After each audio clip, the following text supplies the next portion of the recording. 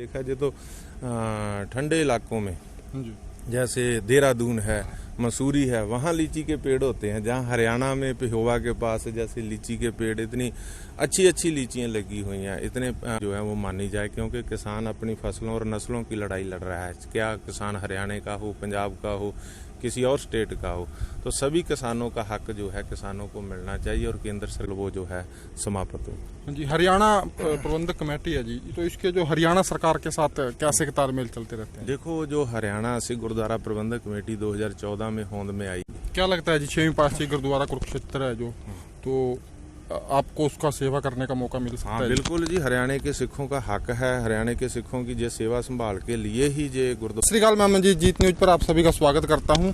और आज बीबीपुर कला में सुरेश राणा जी के बाग में आए हैं बलजीत सिंह दादूवाल, जत्थेदार बलजीत सिंह दादूवाल जी, जो हरियाणा सिख प्रबंधक कमेटी के प्रधान हैं, तो उनसे बातचीत करते हैं। हाँ जी, सत श्री अकाल जी। सत श्री अकाल जी, बहुत धन्यवाद जी सारे श्रोतियों का। हाँ जी, कैसे आना हुआ जी आज यहाँ पर जी? देखो, हम जा रहे थे आगे गुरुद्वारा साहब पातशाही 9वीं है चीवरहेड़ी में थड़ा साहब, वहाँ समागम था। तो रास्ते में हमारे जो हरियाणा से गुरुद्वारा प्रबंधक कमेटी के कार्यकारिणी मेंबर हैं सरदार सतपाल सिंह जी रामगढ़िया पेहोवा से, उनके साथ उनका दोस्त हैं जहाँ राणा जी, उनके बाग में आए हैं जहाँ आमों का बाग है, नाशपाती का बाग, अमरूदों का बाग और स्पेशल लीची का बाग है। मैंने देखा कि बहुत अच्छी लीचियाँ लगी हुई हैं और इन्होंने बताया कि ये सारी ऑर्गेनिक फ्रूट है, इसमें कोई भी पेस्टिसाइड की वरतों नहीं होती, किसी भी खाद की वरतों नहीं करती। तो मेरे को बहुत अच्छा लगा। हमने जो अपनी ज़मीन है उसको नशे में डाल दिया आज ना, जो यूरिया वगैरह पेस्टिसाइड। तो जब ऐसा है कि फलों फ्रूटों की बात तो छोड़ो, जो घास कख पैदा करते हैं गाँव के लिए, भैंसों के लिए, तो जब गायें भैंसें वो यूरिया वाला कख पट्ठा खाती हैं तो फिर जो दूध देती हैं, दूध में भी जहरीलापन आता है। पीछे से मैंने देखा कि पंजाब में जो वेरका है, वेरका वालों ने बताया था कि 1 लीटर जो देसी घी है उसमें कितना यूरिया होता है।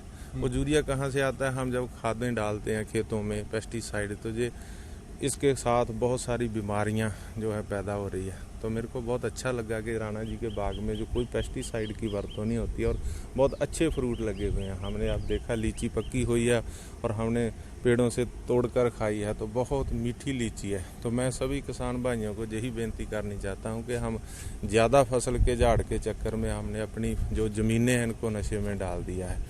तो जो हमारा गायें भैंसें जो घास खाती है, जो कख पट्ठा खाती है, वो भी यूरिया उसमें आने लग गई, जहर आने लग गई है। तो मैं सभी को अपील करूंगा कि हम ऑर्गेनिक खेती की तरफ बढ़ें। ऑर्गेनिक खेती हो, बीमारियों से छुटकारा हो। तरह तरह की बीमारियां हैं, फिर हॉस्पिटलों में जाना पड़ता है, तो जो पैसे हम ज़्यादा फसल के चक्कर में कमाते हैं वो हॉस्पिटलों में लग जाते हैं। तो मैं यही अपील करना चाहता हूँ कि हमको ऑर्गेनिक खेती की तरफ सारे लोगों को बढ़ना चाहिए। क्या हरियाणा, क्या पंजाब, ये जो फ्रूट मैंने देखा, ये तो ठंडे इलाकों में जैसे देहरादून है, मसूरी है, वहाँ लीची के पेड़ होते हैं। जहाँ हरियाणा में पेहोवा के पास जैसे लीची के पेड़ इतनी अच्छी अच्छी लीचियाँ लगी हुई हैं, इतने जो पेड़ हैं बिल्कुल लीचियों से भरे हुए, हेठा नीचे ज़मीन की तरफ लटक रहे हैं, इतना फल लगा हो। तो मेरे को बहुत खुशी हुई है और मैं सभी को अपील करता हूँ कि हम ऑर्गेनिक खेती की तरफ सारे जाइए।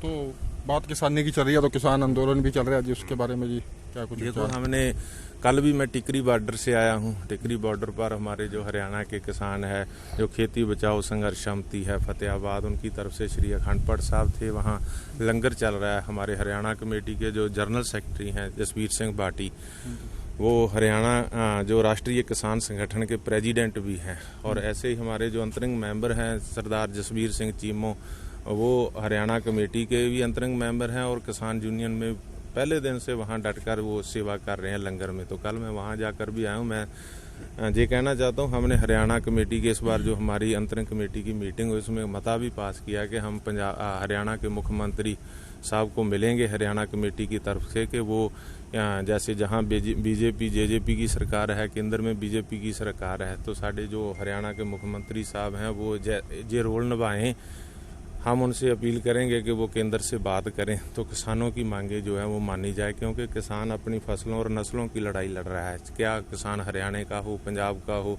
किसी और स्टेट का हो, तो सभी किसानों का हक जो है किसानों को मिलना चाहिए और केंद्र सरकार को उनकी मांगे मान लेनी चाहिए और हमारा जो किसान संघर्ष है विदाउट वायलेंस पीसफुल वो जो है समाप्त हो। जी, हरियाणा प्रबंधक कमेटी है जी, तो इसके जो हरियाणा सरकार के साथ कैसे तालमेल चलते रहते हैं? देखो, जो हरियाणा सिख गुरुद्वारा प्रबंधक कमेटी 2014 में होंद में आई थी, तो तब जहां चौधरी भूपिंदर हुड्डा की सरकार थी तो उन्होंने इस कमेटी का ऐलान किया था। तो माननीय गवर्नर साहब ने जो गुरुद्वारा एक्ट 2014 बना था, तो कुछ गुरुद्वारों का प्रबंध आया था, बाकी गुरुद्वारों पर आज भी श्रोमणी कमेटी जो है श्री अमृतसर साहब वो ही प्रबंध देखती है। लेकिन जिन गुरुद्वारों का हमारे पास प्रबंध है, हम उनकी सेवा संभाल देखते हैं।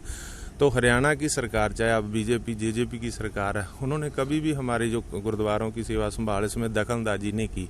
जो भी हम कहते हैं तो सरकार उसको मान लेती है। अभी हमने जो हमारा जर्नल हाउस है उसके 10 मेंबर कम थे, तो हमने माननीय मुख्यमंत्री साहब को हरियाणा कमेटी की तरफ से अपील की कि हमारे 10 मेंबर कम हैं, तो वो मेंबर जो नॉमिनेट किए जाएं, जैसे पहले नॉमिनेट किए थे 2014 में। तो माननीय मुख्यमंत्री साहब ने हरियाणा कमेटी की बात मानी है और पिछले दिनों में आपने देखा होगा कि 10 मेंबर हमारे जो नॉमिनेट किए थे, जिनका ओथ समागम भी हुआ गुरुद्वारा साहब पातशाही 6वीं और 9वीं चीका में।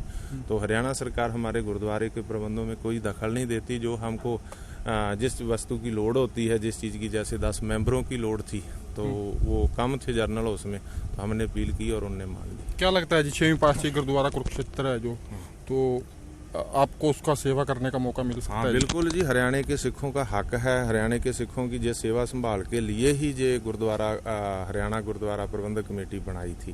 तो सुप्रीम कोर्ट में केस चल रहा है, हम फाइट कर रहे हैं। हमको पूरा जो है पूरी आस है कि जो हरियाणा के सिखों का हक है उनको मिलेगा और सभी गुरुद्वारे जो हरियाणा में ऐतिहासिक गुरुद्वारे हमारे हिस्टोरिकल प्लेस हैं उनका प्रबंध जो है वो हरियाणा के सिख करेंगे। हरियाणा सिख गुरुद्वारा प्रबंधक कमेटी करेगी। हम उसको सुप्रीम कोर्ट में फाइट कर रहे हैं। अब कोविड करके वहाँ तारीख नहीं, डेट नहीं लग रही, तो मेरे को जो 13 अगस्त को सेवा संभाल दी थी, इलेक्टेड प्रेसिडेंट बनाया था हमारे मेंबर साहबानों ने, तो हम फाइट कर रहे हैं जैसे धर्म प्रचार, गुरुद्वारों का सुचज्जा प्रबंध।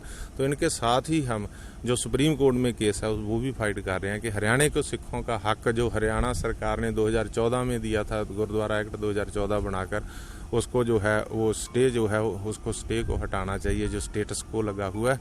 तो हरियाणा के सभी गुरुद्वारों का जो ऐतिहासिक गुरुद्वारे हैं, चाहे वो अम्बाला में है मंजी साहब है, चाहे पंजोखरा साहब है, चाहे नाडा साहब है, चाहे कुरुक्षेत्र पातशाही से भी, सभी गुरुद्वारों का प्रबंध हरियाणा से गुरुद्वारा प्रबंधक कमेटी के पास होना चाहिए। तो अंत में बताओ जी, एक बार यहाँ पर आकर के कैसा लगा? बहुत अच्छा लगा। वैसे ही जैसे आप ऑक्सीजन की बात चल रही है, देश में ऑक्सीजन की कमी है, तो ऑक्सीजन की कमी तो होगी। हम पेड़ों को काट रहे हैं, वृक्षों को काट रहे हैं, तो ऑक्सीजन की कमी होगी। जब ऐसे बाग में आते हैं तो खुद ब खुद ऑक्सीजन मिलती है।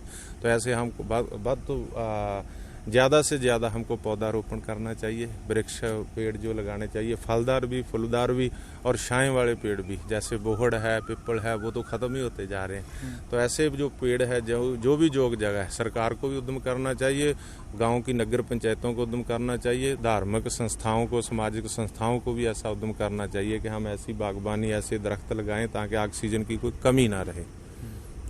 तो ठीक है जी, बहुत बहुत धन्यवाद जी। वाहिगुरू जी का खालसा, वाहिगुरू जी की फतेह।